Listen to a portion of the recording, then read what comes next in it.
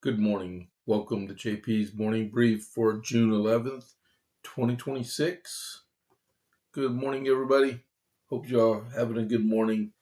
It's uh, been a long night for us here. We have a cat that's not doing well, and she's about to depart from us. But we've been taking care of her the last couple of days, and man, it's hard. I was just checking on her just a couple minutes ago. She's still with us. We've been taking care of her the last couple of days. And I left my volume on. Okay, so let's just do this part, okay? So, welcome to JP's Morning Brief.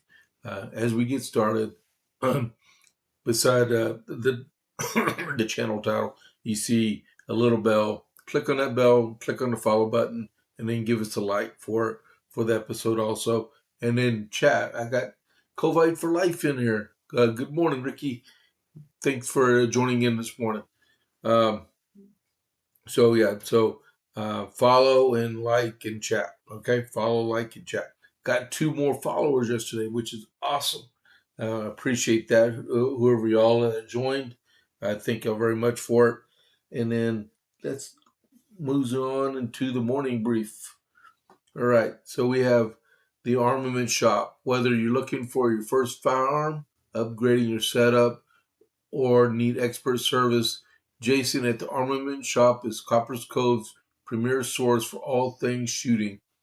Browse our wide selection of pistols, rifles, and shotguns, backed by top-tier gunsmithing for repairs, along with reloading supplies and professional cleaning to keep your firearm in peak condition. Need a transfer? We make FFL transfers fast, easy, and affordable. Need your CHL? Jason can make those happen. Uh, he has over 3 decades of experience. Visit the Armament Shop today at 115A West Avenue D in Coppers Cove, or call or text 254-560-2023, or visit www.armamentshop.com. That's armamentshop.com. The Armament Shop. Your safety, our priority. All right. Let me see here. We'll go there. All right. Thank you all very much for letting me do that. They are a very good company to deal with. So, Iran update. Just as I was coming out here, I just heard that Iran fired over 20 missiles toward Jordan this morning. Okay. Matter of fact, to get to Jordan, you have to overflight Kuwait or Iraq. Just saying. Okay. But all missiles were shot down. Same thing toward Bahrain also. Um, and but yeah, that's crazy.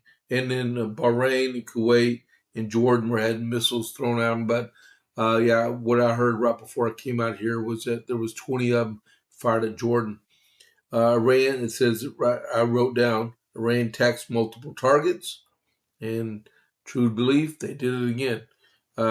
Trump authorized military action yesterday for a second time, and he said if Iran does not sign the ceasefire proposal, it will happen again tonight. Um, so the initial valley last night had 49 Tomahawks included in it. They said that a senior White House official, a senior Iranian official, called the White House directly, and then they patched him over to the sit room. All right, that was the first time ever that has happened. An Iranian commander makes threat that if the strait is makes a threat that there will be all out war if the Strait of Hormuz is destabilized. Um, we hit targets 40 miles outside of Tehran and along the southwest coast of Iran. Um, and then Iran fully, Iran falsely is reporting that there was a naval engagement between Iran and American forces in the Strait of Hormuz. First of all, you have to have a navy to have a naval engagement. So I don't know where they got that, but yeah, it was just debunked as a false rumor. And the U.S. says the strait is not closed, and the SecWar says any deal with the U.S. Has we will deal with from a position of strength. You can tell it's been a long night for me. And then breaking news yesterday afternoon from the president himself was that over the last 6 weeks, we secretly moved 200 ships through the Strait of Hormuz, along with 100 million barrels of oil. Now, if Iran had a navy, that would have never happened. But they don't have a navy. We have a navy, and we can do covert actions. So if the president would say that's why you have $85 oil instead of $250 oil, because we were able to move oil through the strait, which is right conclusion, right? So in terms of the economic status, uh, there's supposed to be a PPI come out this morning. I know that for a fact. I heard that on the TV about 45 minutes ago. That producer price index is an inflation indicator. Um, so we have the Dow Jones lost 953.33 points yesterday. It closed just south of 50,000 at 49,919.78. Brent crude oil was at $92.50 a barrel, and West Texas Intermediate about an hour ago was at $89.57 a barrel. All right. So to go on before we finish up with the Iran update, the U.S. launched a fresh wave of attacks on Iran Wednesday evening, hours after President Trump warned additional attacks on the Islamic Republic were coming to try to force Tehran to re-enter serious peace negotiations. U.S. CENTCOM forces began launching additional self-defense strikes at 5:15 Eastern against multiple targets in Iran at the commander-in-chief's direction. That came from CENTCOM.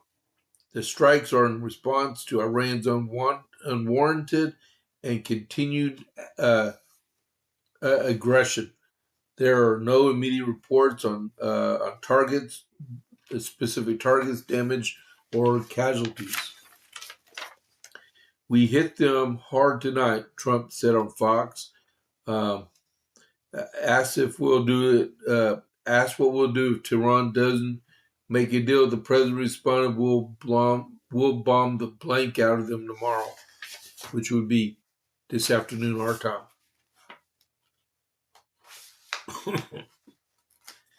Man, what's up with the paper?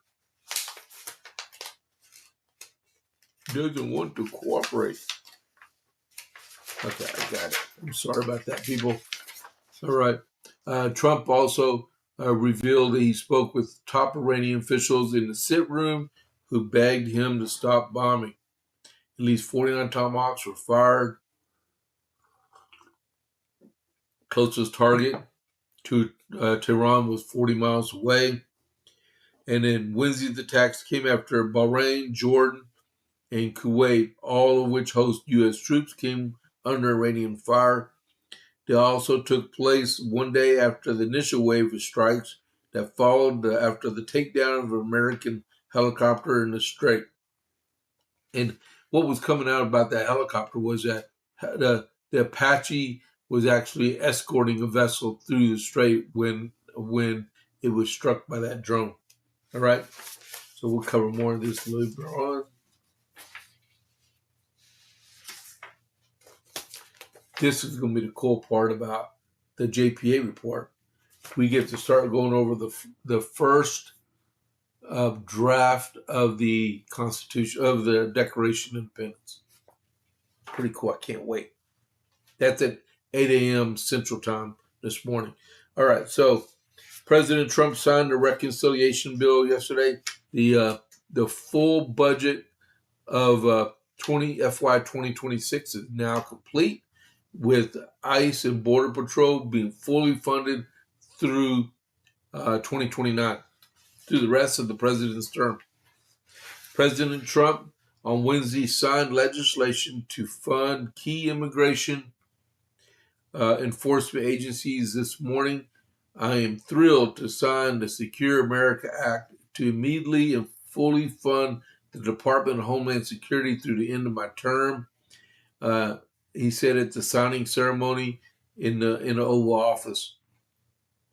The legislation followed a record-breaking shutdown of the Department of Homeland Security, which Democrats orchestrated in a bid to secure immigration enforcement policy concessions. Ultimately, the shutdown ended with Congress passing a bill to fund DHS that excluded funds from Border Patrol and Customs. And they had to use reconciliation to go around the filibuster rule. Also, two things that were not in it was the ballroom security aspect of it, and the anti-weaponization fund wasn't in it. So we will probably get a renewed effort on that later on. Okay, we'll keep it like that. All right, because there's no way they're gonna let that stuff just go away. And plus, we need the Save America Act also. All right. Yesterday was for the 6th year in a row, the Republicans beat the Democrats at the congressional baseball game. Now the congressional baseball game, it's Republicans versus Democrats. I don't know if you're an independent, where do you play on that, right? You flip a coin. I play with the Republicans this year, but so and honestly, it's a fundraising game. Okay, they do this to raise donations for charities. All right. Congressional Republicans knocked it out of the park Wednesday night when they defeated the Democrat counterparts in the annual congressional baseball game at Nationals Park. The Republicans won for the 6th year in a row at a score of 11-2. The Republican team was helmed by Texas GOP congressional district from Texas 25, Roger Williams. Awesome guy. I actually know Roger Williams. Man, yes. He used to coach at TCU, matter of fact. Man, that is awesome. He still got it. He lost his wife like a year and a half ago, and he lost one of his best friends about 2 years ago. He's just kicking it strong, and he's a great guy. He knows his baseball very well. All right. Very, very well. And the Democrats were coached by Linda Sanchez. Linda Sanchez is in California. The teams largely consist of House lawmakers, but Senator Joni Ernst and Eric Schmidt of Missouri are the only Republican or on the Republican team. And I get it. Okay, so congressmen, from the House of Representatives, but Joni Ernst and Eric Schmidt were on the Republican teams, and Ruben Gallego from Arizona and Alex Padilla, the unknown senator from California, played on the Democrat team. The traditional game dates back to the early 1900s and has largely been dominated by conservatives since the 1960s. The Republicans have now won 39 of the games, and Democrats have won 23 times since 1962. The baseball game, which is played for charity, has become a staple in Washington, D.C. The game raises money for the Congressional Sports for Charity. All right? Get away from all the rhetoric of the politics and go out and have fun and play some baseball. Baseball's great. Roger Williams is an awesome dude, okay? He has a legislative priority he's been trying to get worked on for a while. It's called Main Street America. You need to go read it. He knows what he's talking about. All right. More economic news. Trump says he may let the USMCA expire in 2036. You have a 10-year deadline to get for the extension of it, which is about the 1st of July, and nothing's come about right now. So the president said yesterday, that he may let the critical free trade agreement between the U.S., Canada, and Mexico expire in 10 years instead of agreeing to renew it next month. Trump implemented the USMCA, which is United States, Canada, Mexico, or United States, Mexico, Canada agreement during his first term in 2020, which replaced NAFTA, which would be the North American Free Trade Agreement. The deal is set to expire in 2036 if all three countries don't agree to renew it on July 1st.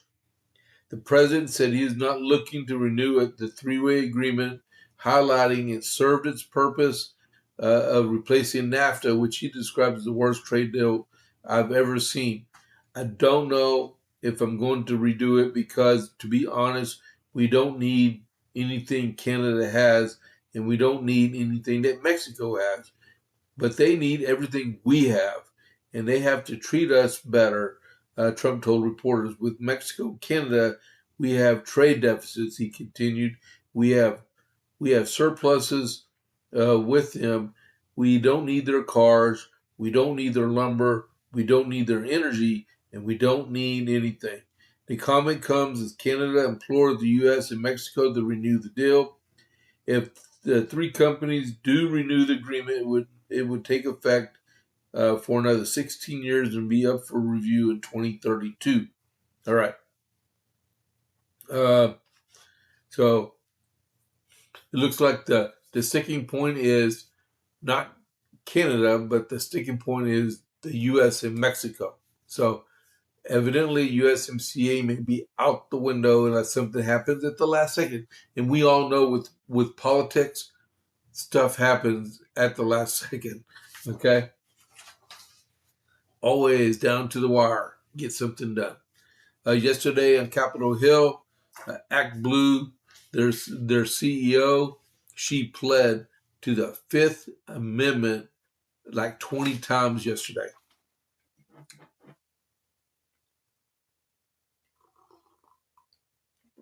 Since we're halfway through the podcast this morning, please click that like button, and please click that. Please click the follow button, which is the little bell, and you scroll down and click follow. All right. While I'm talking, let me get set here. Get back to here.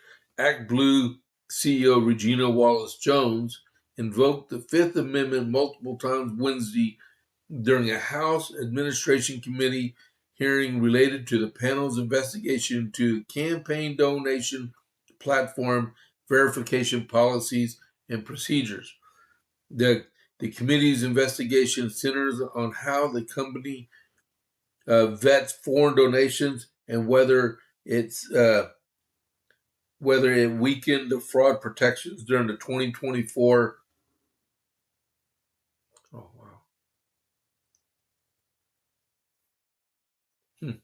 wow. That's not good. You know, sometimes you get stuff that itches. Well, my nose itched, and I think I picked a sore. If I start bleeding, I'll be like a stuck pig. All right. She invoked her Fifth Amendment rights 22 times in response to questions from House Republicans, according to the tally from New York Times, and has maintained that invoking the Fifth does not mean that she has anything to hide. You only invoke the Fifth Amendment when you have something to hide. I don't know what they meant by that, but the truth is, if you take the Fifth, you're taking the Fifth because you don't want to incriminate yourself. All right? Act Blue funnels hundreds of millions of dollars each election cycle to Democrat candidates and political groups, as well as other major left-wing causes. It has long faced scrutiny over alleged foreign and fraudulent donations and has denied wrongdoing. Democrats on the House panel claimed the hearing was a vendetta and has pledged to seek testimony from WinRed. Hey, you know what? If they're going to question Act Blue, they need to go question WinRed. Okay? And in full disclosure, I've used WinRed many times. It's hard to work with because they want to make things done right. Okay? Oh, there's a preview. Well, I actually read more than that. All right, next. As we move forward, what do we got? We got 7 people watching right now that we know of. 7 people watching. Oyster Boy, okay, his former political director says he should not be the senator disturbed of what I learned. This is from his political director. If you don't know what I'm talking about, Oyster Boy is Graham Plattner, okay? I call him Oyster Boy because he's worthless. And I think he's defrauding the VA for his disability because since he goes out and works his oyster farm by himself, looks like, he's claiming 100% with unemployable individual status, which gives him $4,500 a month. If he can't work and gets paid money, he shouldn't be in a boat harvesting oysters. Okay, yeah. So that's for another day. Graham Plattner, his former top aide, is discouraging voters from supporting the Maine Democrat for Senate. In an open letter published in the Washington Post, where democracy goes to die, on Monday, Genevieve McDonald, the former political director for Plattner's Senate primary campaign, said that she had to quit the campaign in October because she was disturbed by what she had learned about Plattner. As Tuesday's primary arrives, I want to make clear what transpired since August and why my concerns have only grown, McDonald wrote. McDonald referred to recent accusations from multiple women who described their relationships with the candidate as volatile and toxic.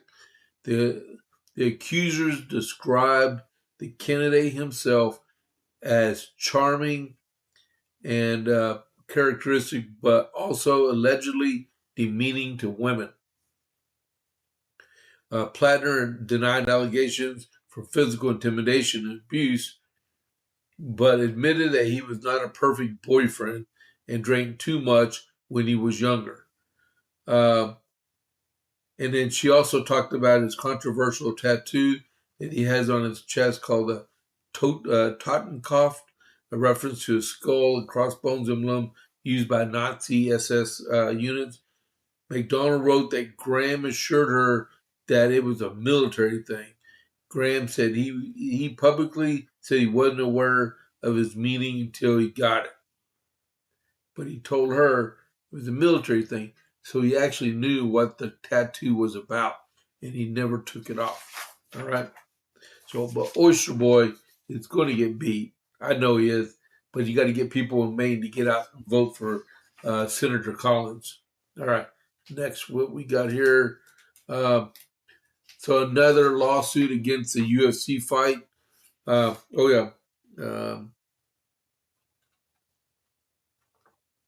Yeah, okay, I got it.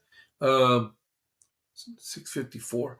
So someone else has filed another lawsuit against the UFC. Trump administration fired back at critics that planned the White House White House UFC fight, arguing they can simply avoid the event rather than use 11th hour lawsuits to block the thousands of spectators from gathering on the South Lawn. It would be easy enough to simply avert their gazes for the weekend, DOJ attorneys wrote in a court filing this week. Instead, they seek to enlist the power of the federal court to impose their idiosyncratic preferences on the rest of the country and ruin the event designed to celebrate the United States of America.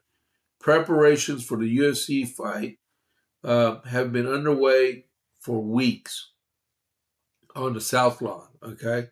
including the installation of roughly 90-foot tall steel arch, dubbed the Claw. The Public Integrity Project filed a lawsuit over the weekend on behalf of 2 Virginia residents in an effort to block the event, sparking the government to urge Judge Mehta to reject the plaintiff's bid. The suit targets the National Park Service, the Department of Interior, to seek an emergency injunction to stop the event, which is expected to attract 4,000 spectators to the White House for free. Okay. In brief, the the DOJ attorneys wrote that the $60 million project has already been spent, no tax dollars involved. Attendees have made travel plans, and the fighters have already begun final weight cuts. They also noted the event has been planned for months, and the president first announcing the match in July 2025. They're just trying to keep the fight from happening. It's the I hate Trump syndrome, okay? I hate Trump. That's all they want to do. Anything that make Trump look good, they're against. That's including the Democrats also. I'm not going to be able to finish the rest of this. We'll have to continue on with the JPA report, which will start in about an hour. There are, this morning at 9 a.m., there's supposed to be Supreme Court opinions released. We'll see. Go to scotusblog.com and you'll be able to get it there at the same time as I will. If I see it, I will report it on the JPA report. Chances are I won't be on the air when they get released, so I will have them tomorrow morning. But we are still looking for the opinion about mail-in ballots. So, are they going to wait till end of June, or are they going to try to get it out as soon as possible? Which would be really good. But the rumors coming out of the Supreme Court area is that the liberals on the court are purposely taking their time and delaying their rebuttals to delay when the opinions can be released. So, like the one that just came out about voting, about the Voter Rights Act, they had to be pushed into releasing their dissension because they were just taking their time, and it could have been released earlier. Okay, 6:58. Okay, so today starts the Texas GOP. The Texas GOP convention in Houston is today through Saturday, and it'll culminate with the election of a new GOP state chair or the re-election of Abraham George, one of the two. All right, expect news to come out of there. One thing I did read this morning was that Governor Abbott put a deal out that says no data center in Texas can receive tax abatements. They're called 380 agreements. Okay, so I can see a whole bunch of agreements being redone with the state of Texas. And then, so next is, I saw a comment from Ricky online. I'll see you later on, man. Okay, you have a good day. Good luck at your doctor's appointment. And then next Thursday on the 18th is Pints and Politics in, what do you call that place? In Killeen at the Area 254 at 6 p.m. And then also, as we get ready to leave, right, because it's 6:59, this Saturday is the actual election day for the runoff for mayor in Harker Heights. I openly endorse Harker Heights Mayor Michael Bloomquist for re-election. So if you're watching this and you're a registered voter in Harker Heights, Texas, go vote this Saturday. If you have not already voted, vote for Michael Bloomquist, all right? So I'm going to go ahead and initiate the raid. I will see y'all. I'm going to do my turn and burn and get ready for the JPA report. I'll talk to y'all later. I'm out. Oh, let me do the raid first. Okay, it's been confirmed. 9 seconds. So I'll check y'all later. This is James Pierce. Catch you on the flip side. I'm out.